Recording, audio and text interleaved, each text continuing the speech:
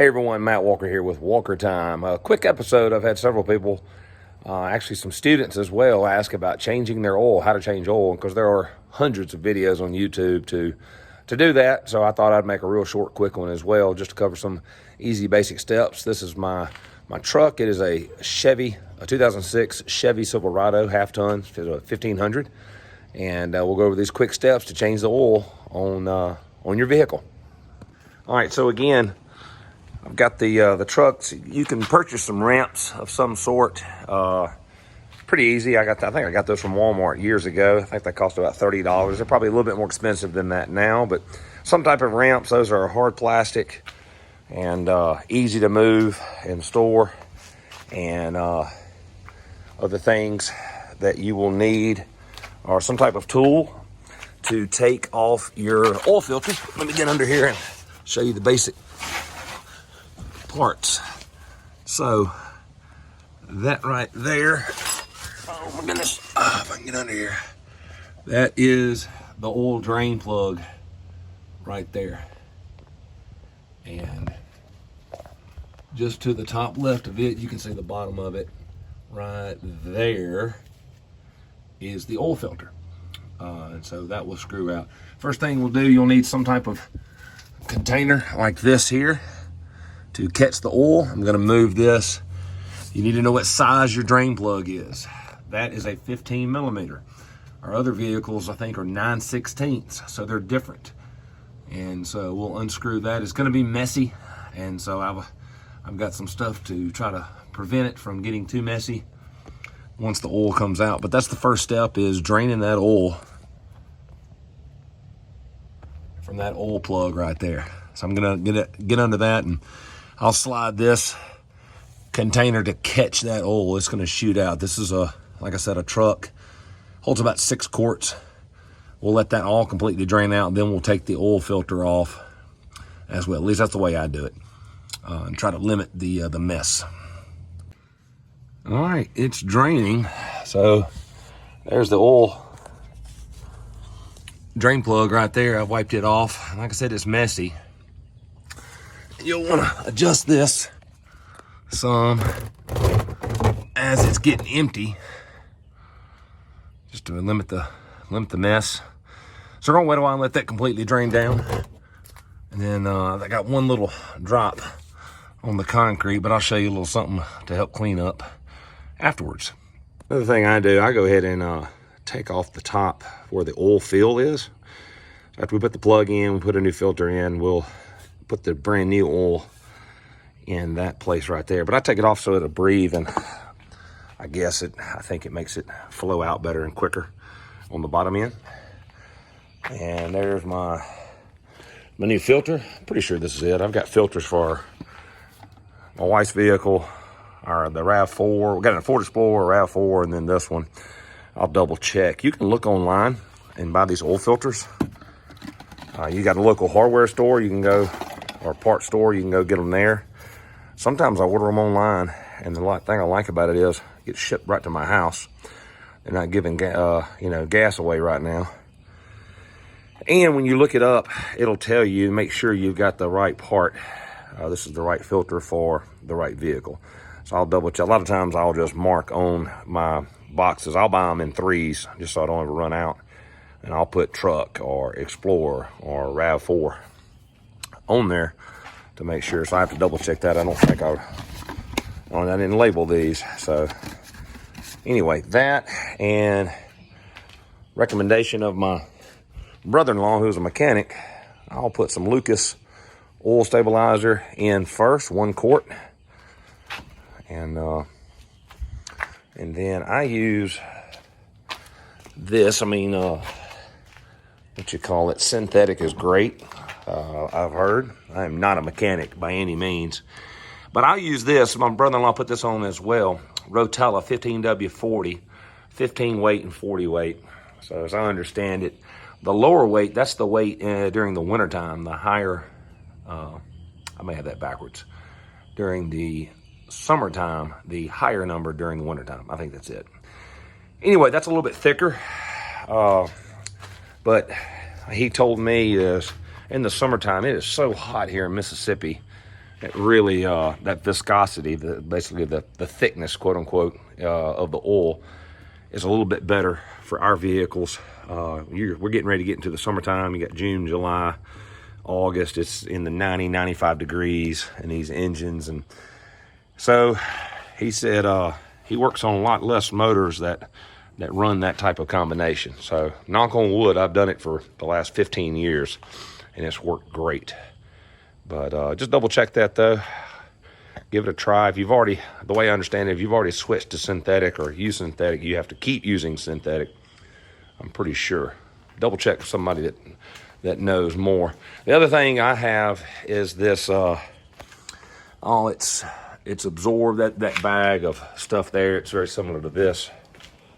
It's to absorb spills.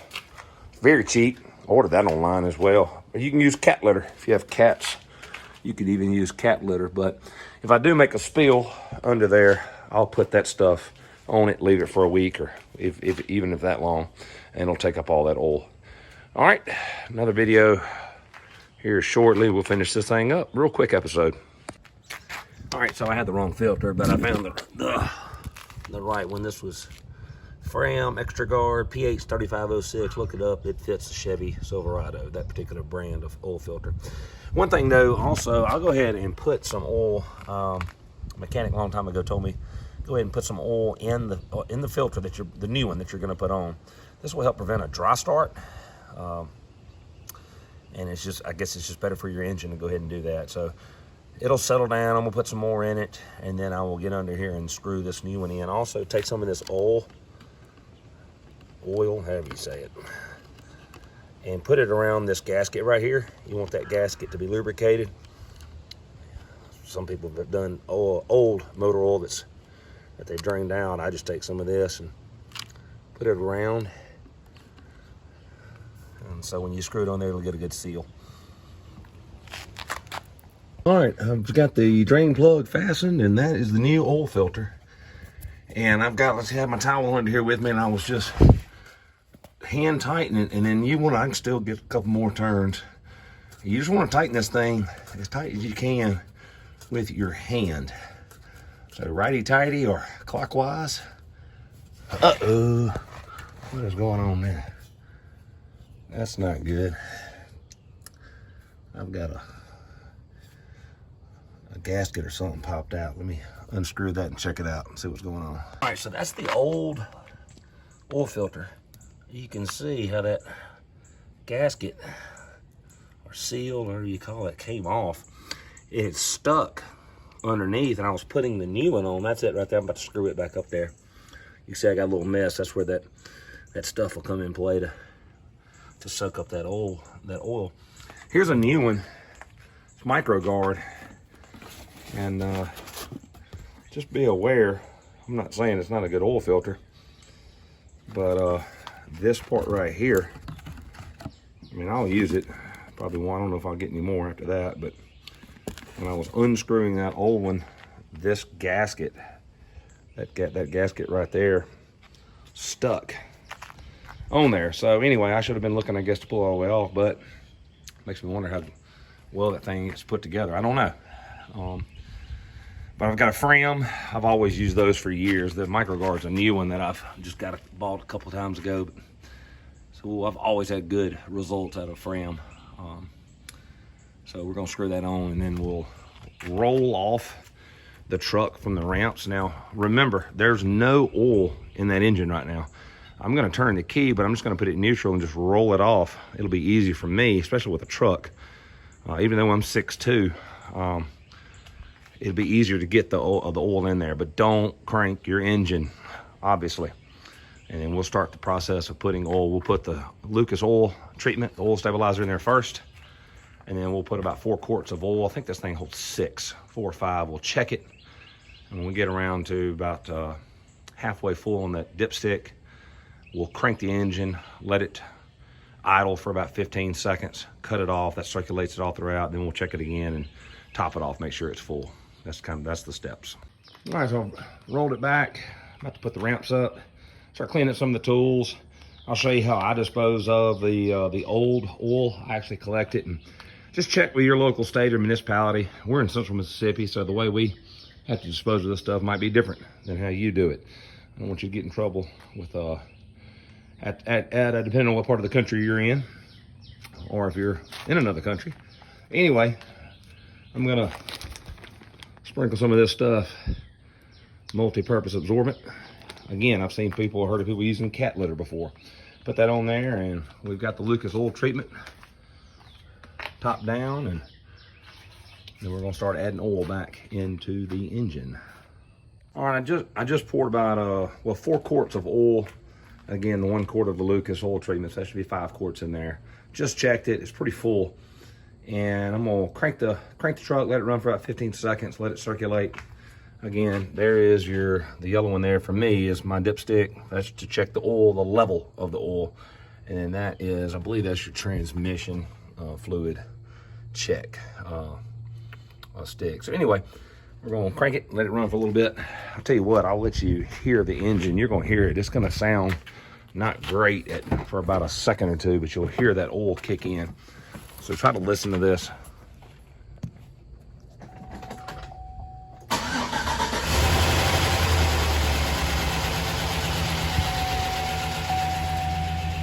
So I don't know if you heard it or not, but a little loud there for a second, then it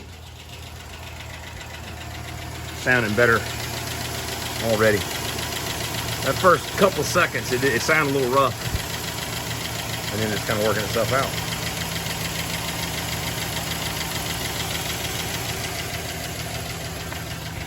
All right, it's been about 15 seconds or so.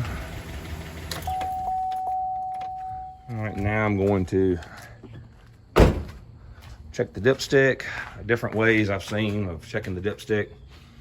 But I was always taught you pull it out with the towel there, you'll wipe it off, put it back in, all the way in, pull it out, and then check your level on that second pull. Recommend always using a funnel, especially when you're using big jugs. That's a 2.5 gallon jug and a 4 quart or 1 gallon jug. And so sometimes when I'm using the quart jug, just because I'm lazy, I'll try to not use the funnel, and about 90% of the time I'll make a mess. So it's better just get a funnel. Let me check it and we'll see where we're at. All right, I'll check the dipstick real quick. We'll see where we're at, and I'll show you kind of how I do it.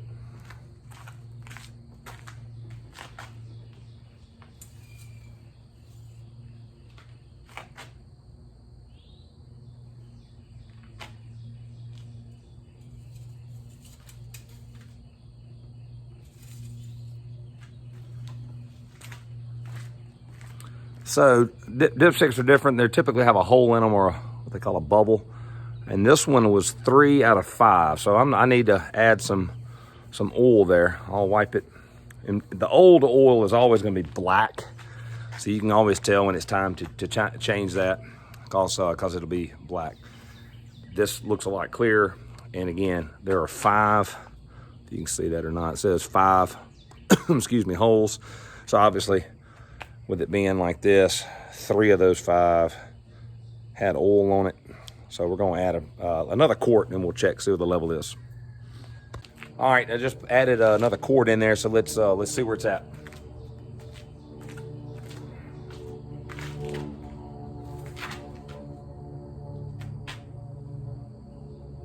Wipe it once.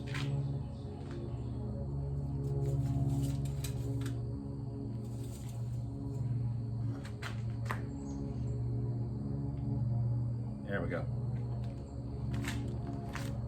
And that got it. All five holes now are full, so it's full. Once you crank it up and it circulates through the engine, that level's going to come down a little bit. So always check it, run it, let it circulate, and then you might probably have to add some. I'll run it for a few weeks, check for leaks, anything like that. Make sure you put the oil filter on there good. I hand tighten as much as I possibly can the oil filter underneath, because when you run it, it's going to tighten up a little bit. But still check for leaks, check for spillage around the oil filter, and just make sure you put it on there good and snug. So we'll wrap it up. One more video here in just a second. All right, wrapping it up. We'll make one little short video after this one, but just wanted a couple things to let you know. what I do, what pros and cons going into all of the different pros and cons. When you do go get it paid for, a lot of times they'll put a sticker in your windshield and write the mileage down on when your next oil change is due. Obviously, when you do it yourself, what I do is I just keep it in the notes section of on my iPhone, and I'll have it titled Chevy Silverado, 2006 Chevy Silverado 1500. I've got the size of the oil plugs, the 15 millimeter. I've got the mileage when it's next due. I try to change mine about every 3,000 to 5,000 miles, and I know some are different, but and then just check it. When your oil is getting black, check it from time to time on the dipstick. It's time. And a lot of times the newer vehicles tell you. They have a timer built in or sensor or whatever, and they'll tell you, hey, you're due for an oil change. So just familiarize yourself with your vehicle. It's going to take you a lot longer the first time you do it, if you do. Just familiarizing yourself with it. It's, like I said, it's going to be messy. So have plenty of towels, old rags, things like that, ready to roll, and give it a go. So anyway, hope that helps.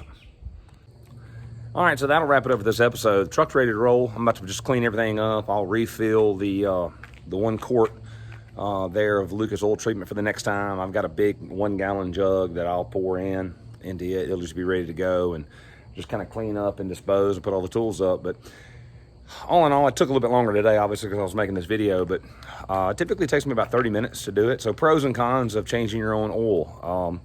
Obviously, you're saving money. I don't know, a Speedy Oil Lube or a place like that, they do a great job. And, but they may be 40, 50 bucks. I don't know how much it costs. Here, it's just the cost of the materials. You can do this in your garage. You can do this outside. So the pros are you're saving money, you're doing a project, you're learning about your vehicle a little bit, you're staying in tune with your vehicle because vehicles are expensive. And so to keep up with how it's running and day to day, and it's easy to do. It's not a very hard thing to do. Now, negatives, it's nasty. I mean, I've got stuff on my hands, so I'll wash my hands really, really good or whatever, but you're going to get oil on you. It's just, I've been doing this a long time, especially the first couple of times you do it, it's going to get all over you. And so that's a negative. So some people, or I don't want to fool with that. I get it. I totally get it. So it's a trade-off, obviously. And crawling underneath, I, again, recommend the ramps. Way too expensive to have a car lift. That'd be awesome to do, but I'm 6'2", 230, or just under 230, and crawling underneath that truck over and over, that's, I like it. It doesn't bother me, but some people, you're going to get dirty. And so it's beautiful. It's spring here, starting to warm up. Project outside, doing things like that. So, you're saving money, and I actually like doing it. I know that's weird, but anyway, those are kind of the pros and cons. Hope y'all enjoyed this episode. Y'all have a great day.